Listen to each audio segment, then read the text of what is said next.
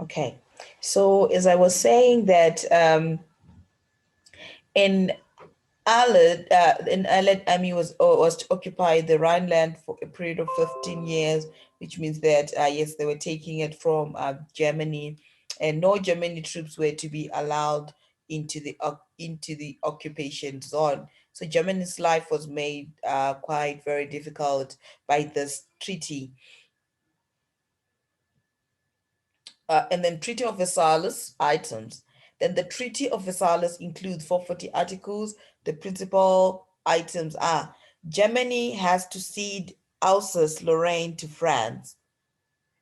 Germany has to sell the coal mines in the Saar area to France. So all this, we're just being told what Germany was asked to do, right? We're just talking about the things that Germany was asked to do, like the conditions of the treaty, what that were given to Germany. So all those things that we are reading are just what Germany was asked to do, right? It was asked to give all its colonies away. It was asked to give part of its land away. It was asked to reduce its army. It was asked to give all the coal mines to France. It was so that's what we're just talking about when we talk about the treaty. When I talk about the items that were the principal items, right? And then these are also the principal items. And then during 15 years, Germany is not allowed to station troops.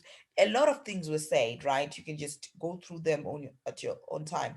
Then Germany is not allowed to have tanks, airplanes. I think we talked about this. So all this was just for Germany, said just to make sure that Germany is suffers, because that was the main thing. They really wanted to make sure that Germany was to suffer. They wanted Germany to suffer because they believed that Germany had started the war, and they did everything they could to make sure that Germany had to suffer.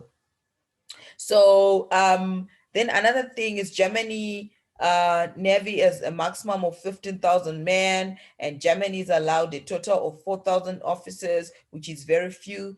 Germany is not to take part in the League of Nations. So there was what is called the League of Nations. We're going to talk about it at a later stage. And then Austria had to cede South Tyrol to Italy, and Turkey had to cede all foreign possessions. England gets Iraq, Palestine. So they were just sharing like what Germany had. Like they were sharing German's land, they were sharing the coal mines and all the things. So they just wanted to make. So basically, when we're talking about the Treaty of Versailles, although there were other items that had nothing to do with Germany, but 90%, or should I say 98% of the items that were agreed in the Treaty of Versailles were to make sure that Germany suffers, were to make sure that Germany is going to suffer for what they accused it of because they accused them of causing the war. So so basically this is what Germany was, and a whole lot of things, and you can go through them at your own time.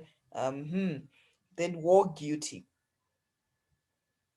Then there was Article 231 of the treaty. The treaty said the Allied and associated governments affirm and Germany accepted the responsibility of Germany and her allies for causing all the loss and damage to which the Allied and associated governments and their nationals have been subjected as a consequence of um, of the war imposed upon them by the aggression of Germany and her allies. So German felt the clause was unjust. Do you think it was unjust? Do you think why do we think it was unjust anyway? After all that we have talked about, like the brief background that you have, I know you don't have much background on the World War and things like that, but what do you like think? Maybe I can hear from you guys what you think.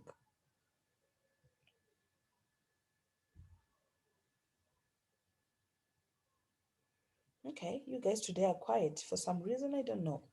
All right. Then we want to talk about, okay, maybe before we do that.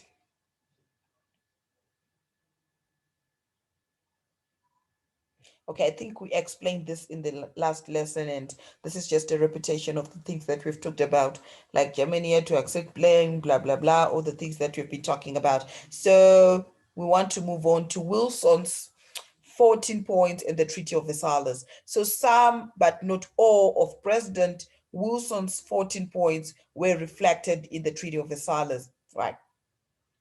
So the 14 points were, okay, so maybe someone can read for me. The 14 points, Wilson's 14 points. Who can read for me Wilson's 14 points? Here, wait, okay, let me put it in blue. Maybe so that you said. Yeah, starting from the 14 points, starting from one, the public diplomatic negotiations and an end to secret treaties. Can someone read for me there?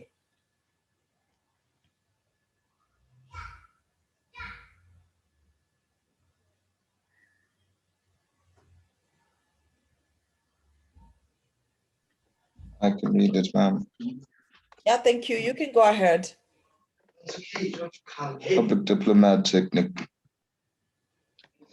negotiation, negotiations and an end to secret treaties, freedom of navigation on the seas, free trade among nations, reduction of reduction of armaments to the level needed for domestic safety, fair resolution of colonial claims that that arose that arose because of the war, evacuate evacuation evacuation of Russia and restoration of its conquered territories, preserve,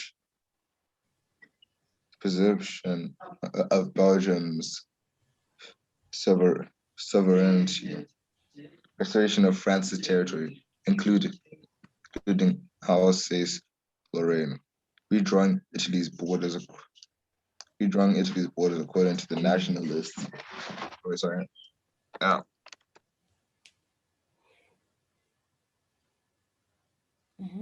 Okay. sorry, man. That's just my dog. Um, Okay. divide up Austria-Hungary according to the nationalists. Redraw the borders of the Balkan state according to the nationalists. Self-determination of Turks and the other nationalists under Turkish rule. Creation of an independent Polish nation. Creation of a League of Nations. Okay. Okay, so these were Wilson 14 points and the Treaty of Versailles. So we are saying that Wilson's 14 points were reflected in the Treaty of Versailles. Why are we saying that? Because if you look on the chart that is just opposite the 14 points, you're going to see that major provisions of the Treaty of Versailles. So we're seeing that all where if we look closely, we can see these arrows, and these arrows are representing that whatever that was said in the 14 points, it was also said in this information is going to help you a lot, especially next year. You're going to see that you're going to come across these questions a lot. So if you already have a background, right, it's going to be very easy for you guys when you get to that. So limited the Germany army to 1,000 men with no tanks and heavy artillery. And we see that reduction of armament to the level needed for domestic safety. So under the 14 points, it was just a reduction of armament. And then territory changes and things like that were also a part of it. So there are things to consider about the treaty. The reparations were, okay, someone can read for me. I don't want to be talking over and over again. Can someone read for me where I have highlighted? How many are we in this class today? Only 3 people. That's bad. Who can read for me? Leah or Shined, who's willing to do that?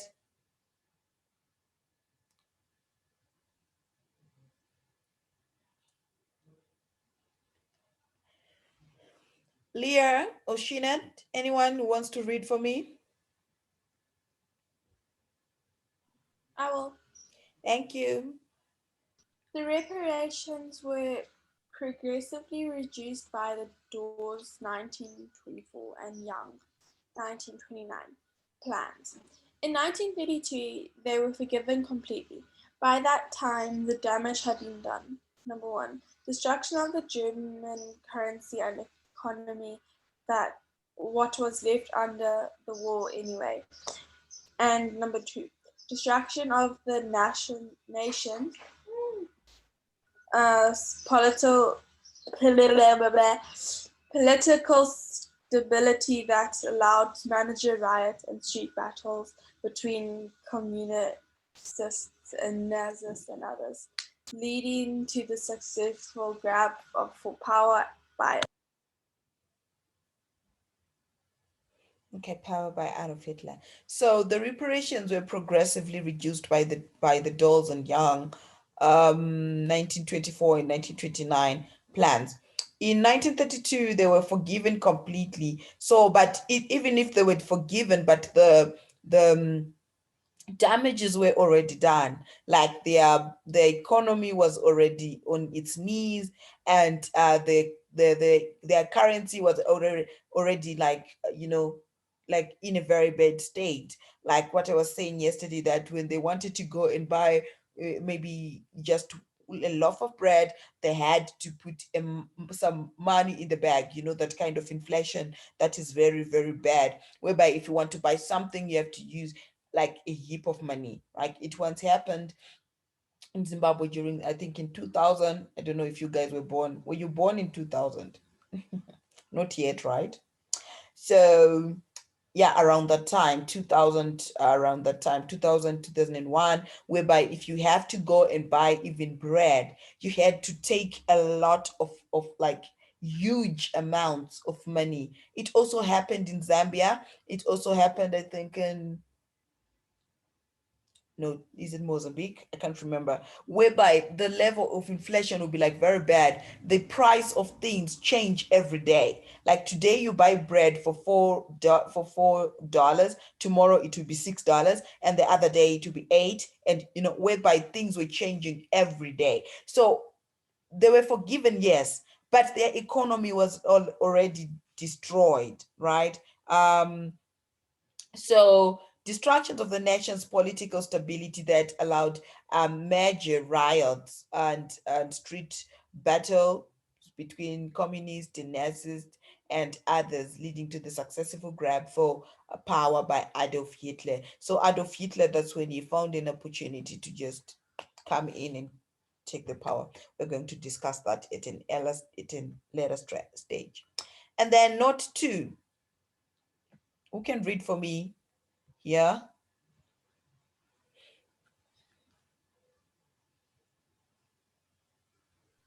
I can, ma'am. Thank you. You can go ahead. The terms imposed on Germany at Versailles were much more mild than those Germany had imposed on Russia.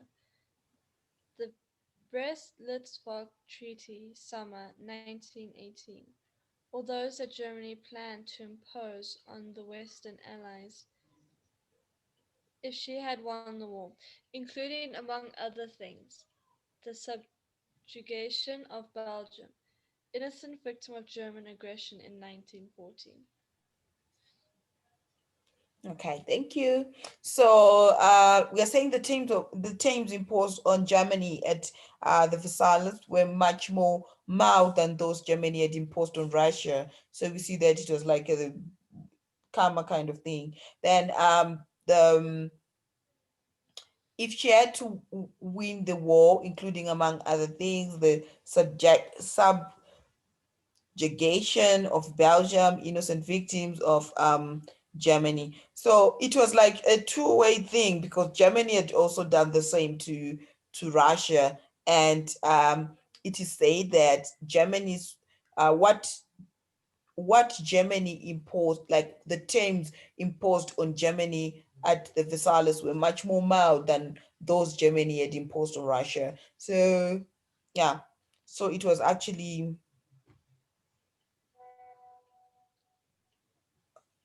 okay. Is it my phone? No, it's here. Okay. And then note 3, who can read note 3 for us?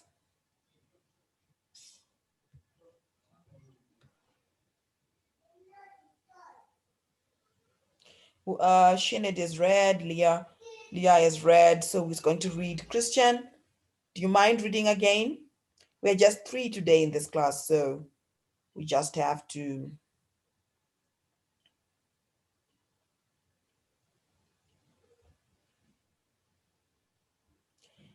Christian, may you please read for us? The highlighted part, right? This is the biggest controversy in anime history. Christian, we can't hear you. Wait, pardon, ma'am. Where should I read? Oh, where I have highlighted, like note 3. Oh, Yes. had the Versailles Treaty been applied as envisioned, Germany would not have been rearming in 1932. The fact that Germany did rearm was not a problem brought about by the treaty. In the end, the Versailles became a dog's dinner. It neither crushed Germany enough to stop her rise again, yet it was still able to humiliate her. Okay. So, yeah. So we're just talking about how the treaty affected Germany, and we're just talking about the terms of the treaty and how the terms of the treaty are really affected Germany. We talked about a number of things about the treaty, and we talked about the countries that were on the forefront. Which countries did we say were on the forefront in this? The Allied? Which countries were on the forefront? Like,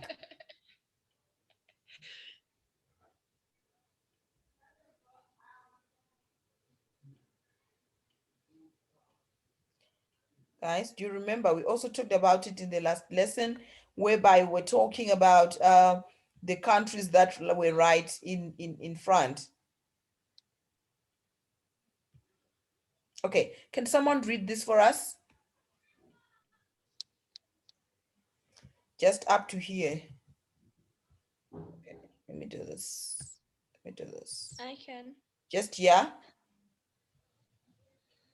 Conference January to June 1919. Settlement drafted by delegates of victorious nations in World War I.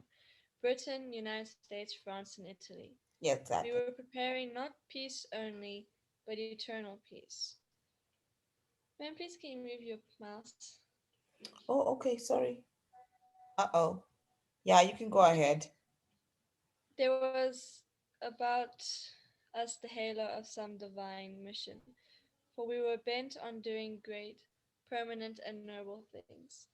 Thank you. So the countries that I want you to put in mind are these, right? They were the ones that were like they were called the victorious nations in World War One. So there were Britain, there was United States, there was France, and there was Italy. So these were the countries that were like at the forefront of the whole thing. Like they were like the ones which were blaming Germany for being for being the main for causing the war, right? So these were the countries that were on the forefront, and these are also referred to as the victorious nations in the World War One. So whenever any question probably is asking you to like give like the countries that were victorious in World War One, these are the countries that you're expected to list. And if you're also asked to give like the countries that were on the forefront of the Treaty of Versailles, you think these are the countries that were like in the front, like the ones that really wanted to punish Germany,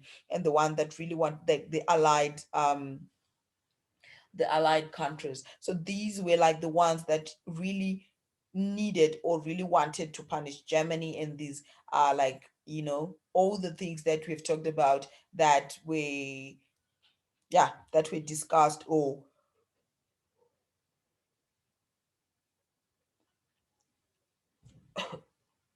that we agreed in the Treaty of Versailles, right, were mainly caused by these countries. So before we close, do you guys have a question before I ask you guys to give me like a brief summary of what you understand by the Treaty of Versailles? And I also remember telling you guys when it's like when the Treaty of Versailles was signed and things like that. Do you remember that? Or you guys were not listening? Yes, ma'am, I remember. Which year? Which year? Pardon? Which year was the Treaty of Versailles signed? In 1919, I think, or 1920. Okay, so 1919. And why is it called the Treaty of Versailles? Why Versailles? Why? Where is the Versailles coming from? Because the Versailles was the Versailles was, I think, a city or town in France, in where they wrote up the treaty, or where the country signed it, like where they agreed to meet up and sign the treaty. Okay, yes, this was the place where they met and signed the treaty. Okay, so yeah, so those are the things that you should know and you should be well aware of. So yeah, if you guys don't have any questions, does anyone have a questions pertaining the Treaty of Versailles?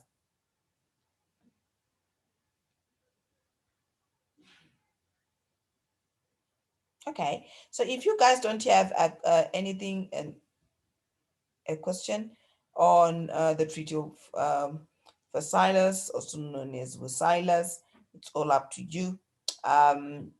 You can we can call it a day for today, and then let's meet again in the next lesson. Have a great day. Thank you, ma'am. Thank you.